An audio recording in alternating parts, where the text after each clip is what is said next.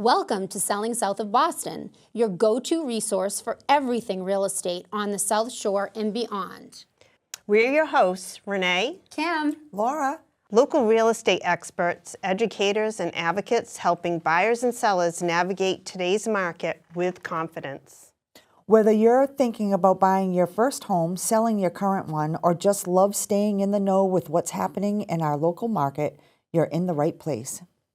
Each week, we break down real estate strategies, share insider tips, and talk through real-life scenarios we see every day right here in Mass, so you can make smarter, more informed decisions. so grab your coffee, get comfortable, and let's talk real estate south of Boston. What you should fix before selling or what not to fix. Welcome back to Selling South of Boston podcast. I'm Renee, this is Kim and Laura, and our guest Tracy.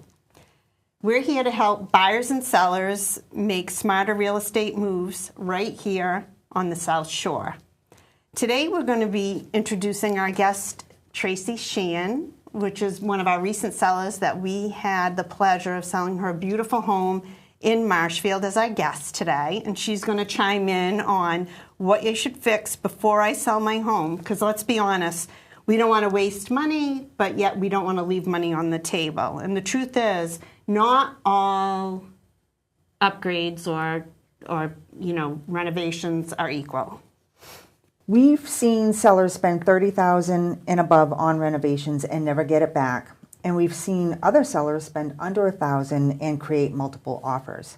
So today we're breaking down what actually matters to buyers in today's market, what you should always fix, and what you can confidently leave alone.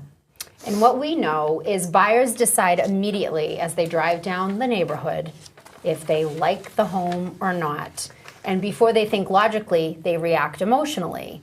So your goal isn't perfection. It's clean, fresh, and cared for, as we saw with Tracy's home, and focusing on fresh paint, neutral tones. We were just having this conversation yesterday about her paint colors. Cleaning everything from the windows, the baseboards, the bathrooms, decluttering, depersonalizing, and having great lighting. So bright homes sell better always. And buyers don't want to feel like they're walking into someone else's life. They want to picture their own. Yeah. I mean, everybody, you have a must-fix list. So these are the things that either scare buyers, show up in inspections, which we kind of try to prevent, or kill your negotiation powers.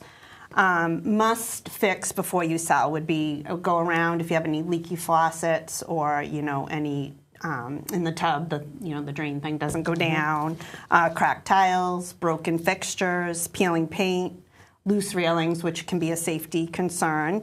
Obviously, any roof issues or water issues, electrical problems like outlets and switches, make sure they're working. If you walk into a bedroom to show the house, you want to turn the light on and not have the light bulb be out.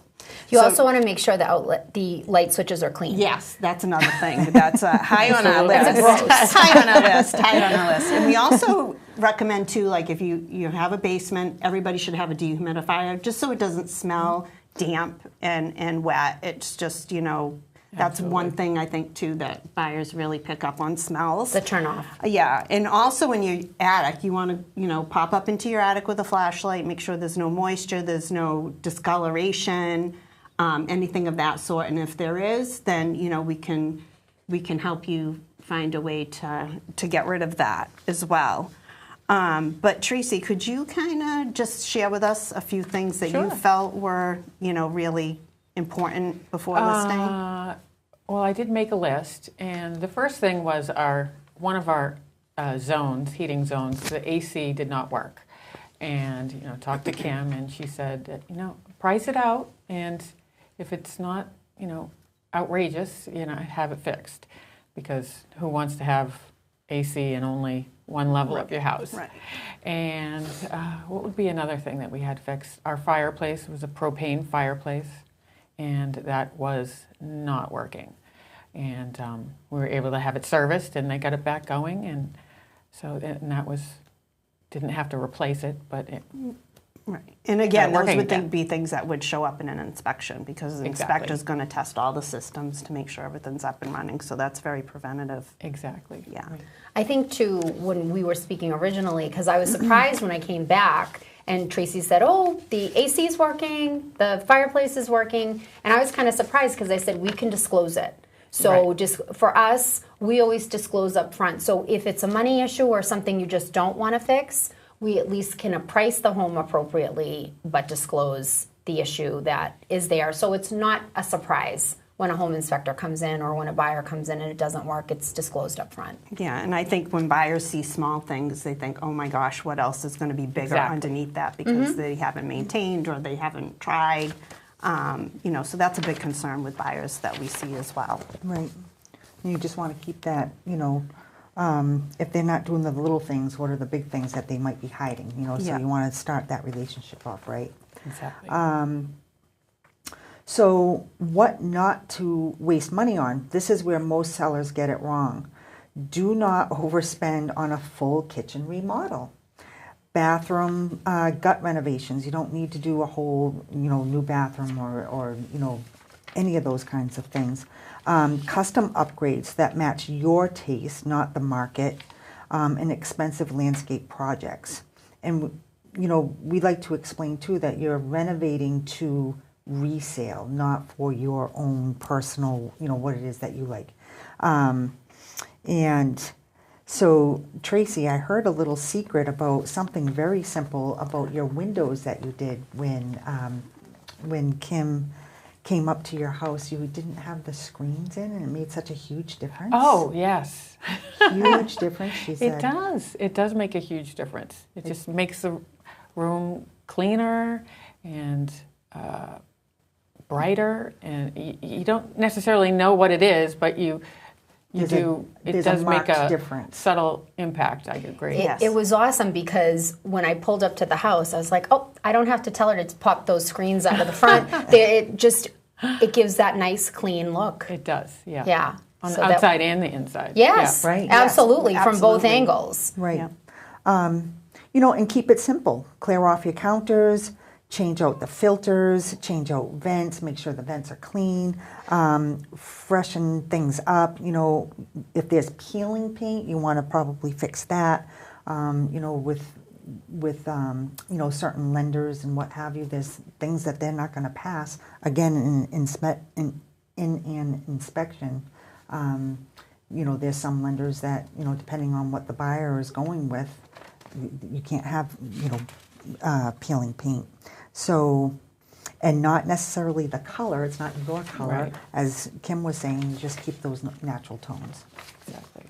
So high return on investment is our low-cost wins. So these are our favorite because they make a huge difference without a huge spend. So some easy wins would be replacing old caulking in your bathroom around your tubs. I was showing a buyer the other day a pretty neat, clean home that already had offers on it, but when we kind of pushed over the shower curtain, it was all black. And that's just a really simple, easy replace and remove. Like remove it, replace it. Even I can do that. So that's a pretty easy one. New cabinet hardware. So you may not have a brand new kitchen, but maybe the hardware is 1980 and you need to upgrade it to today's look. Updated light fixtures. So you mentioned to me, Tracy, that you buy a lot on Amazon. I do. Yeah, and like And you're Facebook. Yes, and Facebook Marketplace. So you can get updated light fixtures on Absolutely. Amazon. Okay. Absolutely. And they don't look like you bought them on Amazon. No, exactly. No. Yeah. They look more like restoration hardware to me. Yeah. Power washing the exterior and walkways, especially in our area, there's always one side of your home that will be mossy or green or darker just from not as much sun exposure. Fresh mulch and simple landscaping always in the front for that curb appeal. And deep cleaning your carpets or refinishing floors. And that was one thing I wanted to mention too. That was something Tracy had kind of a sunken down living room. And we talked about refinishing the hardwood floor.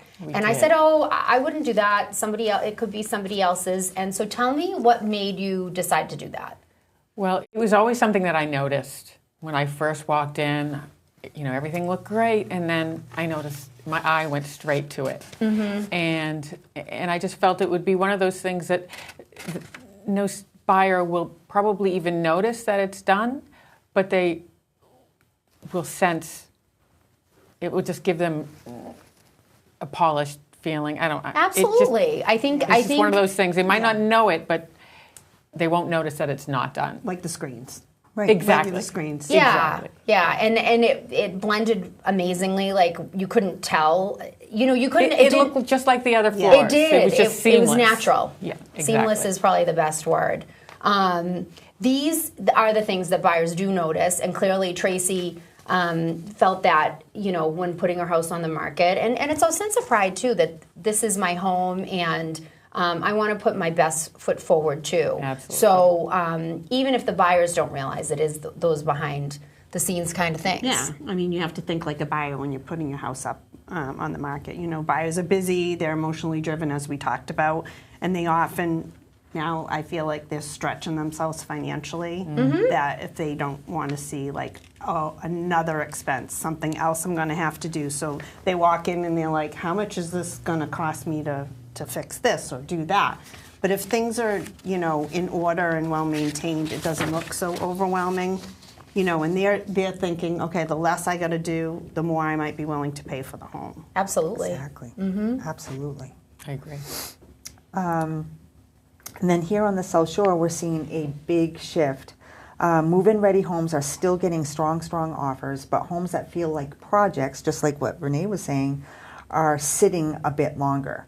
So here in towns like Plymouth, Marshfield, Carver, presentation is everything right now. So, one of the easy things is to have your entranceway looking welcoming, right? And so it's like, come into my home. And it's their first impression that they see. And, plant some flowers, have a hanging plant. As Kim said at the beginning, just even going down, driving through the neighborhood, they've already kind of prejudged a bit. So when they come into your driveway, it's like you want a pretty entranceway. Change out your mat, change out your welcome mat. Just those simple little tweaks. Yeah, and there's a lot of affordable places that you can get those things, like a simple welcome mat. So, Tracy, if you were to kind of talk about your experience or talk about what you did and what you decided maybe some of the things not to do versus what you did do, what would you tell people that were interested in putting their home on the market? Like we were able to put our best foot forward with your home. We got an offer. I think we put it on the market. We had a couple of showings, private showings, and it was under agreement within 24 hours. And so what was your experience like? And, if you were to talk to a seller, what would be your advice from a seller's perspective? Eliminate as much of your clutter as you possibly can. That would be it. Just declutter, and then just start bringing stuff in to make the place look better. Where should people, look for things like as far as eliminating, but then maybe bringing in some things for like a staged look? What would be some tips? I would eliminate anything that was, like you said, made it personal. If you have pictures off the wall, and then anything that shows that you live there, like if your toaster on the counter, like remove it. Nobody wants to see that you make toast in the morning. Right, right. They don't want to picture you living there. They want to picture themselves living there. Yes. So just removing that, and then for me, I felt I couldn't go through the whole process without like organizing my closets. I had to start with my closets, and then because I don't want it to look like they come in and they just shoved everything in the closet. You know what I mean? I want them to see, there's space in the closets. I can, so remove as much as you possibly can, and then just put some plants in, play around, find things that, you can always return it later. Yeah, true. Yes. Yeah. True. And make it as, appealing to mass people. Absolutely. Not just... Absolutely. And do you get your ideas would you say, are you magazines? Are you Pinterest? Are you where did you kind of find? I mean, I know you have a natural knack. So Tracy has a natural knack for renovating, and you know, we all want her tips, but it is natural. But you know, where should people kind of think about looking to get ideas? Well, I think you should work with what you have as much as you possibly can, and then just find anything, anywhere. You know, like I said, I do a lot of Facebook Marketplace, Pinterest, like you said. Pinterest boards. Pinterest boards. Okay. Not magazines, because who buys the magazines? I know. I And feel that'll like just clutter the house. Yeah. The only time I buy magazine is when I'm on a plane, I think, and I feel like Exactly. something that we do. But well, Home goods. Yeah, home goods. Okay. Yeah, home goods is always a fun trip. Yeah. Exactly. So if you're thinking about selling, the biggest mistake you can make is guessing what to fix, because every house is different. That's why we always do a walkthrough, just like we did with Tracy and her family, with our sellers, and we'll create a custom Selling South of Boston prep plan for you and your family, so you know exactly where to spend your money and where not to. So reach out to us, and we'd love to help you prepare your home the right way.